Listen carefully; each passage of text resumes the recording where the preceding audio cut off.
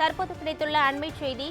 கிருஷ்ணகிரியில் சாலையில் நடந்து சென்ற நபரை தாக்கி செல்போன் பறித்து சென்ற சிறுவர்களின் சிசிடிவி காட்சி வெளியாகி அதிர்ச்சியை ஏற்படுத்தியிருக்கிறது.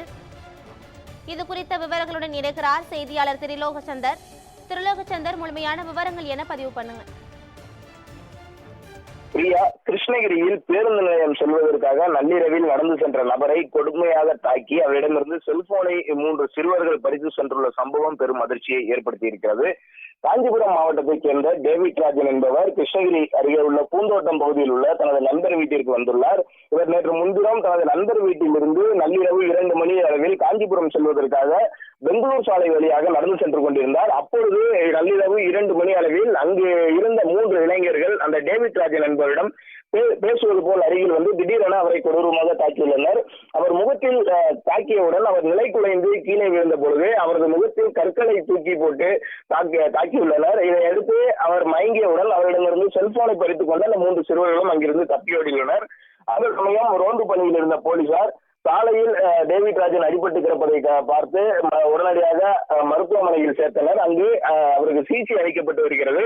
இந்த நிலையில் மயக்கம் தெளிந்தவுடன் டேவிட் ராஜன் காவல்துறையிடம் புகார் அளித்துள்ளார். அதாவது 3 சிறுவர்களால் தாக்கப்பட்டது குறித்த தகவல்களை தெரிவித்துள்ளார். இதையடுத்து போலீசார் அங்கு இருக்கக்கூடிய சிசிடிவி காட்சிகளை ஆய்வு செய்த போது 3 சிறுவர்கள் இது போன்ற சம்பவத்தில் ஈடுபட்டது தெரிய வந்தது. மேலும் அந்த 3 சிறுவர்களும் ஒருவர் 13 வயதுடைய சிறுவன், மற்றொருவன் 15 வயது, மற்றொருவன் 16 வயது என 3 சிறுவர்களும் இதுபோல் நள்ளிரவில் இவரை தாக்கிவிட்டு செல்போன் பறித்து சென்றது தெரிய வந்திருக்கிறது. இதைத் தொடர்ந்து அந்த 3 சிறுவர்களையும் போலீசார் கைது செய்து சிறுவர் சீர்திருத்த பள்ளியில் சேர்ப்பதற்கான நடவடிக்கைகளை மேற்கொண்டு வருகின்றனர். பிரியா,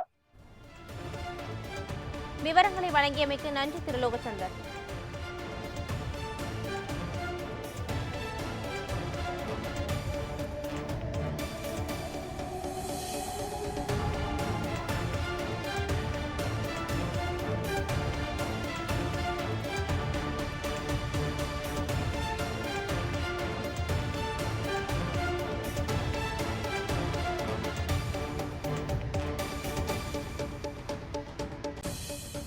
சாலையில் நடந்து சென்றவரை கல்லால் 3 சிறுவர்கள் தாக்கும் பதபதைக்கும் சிசிடிவி காட்சி வெளியாகியிருக்கிறது.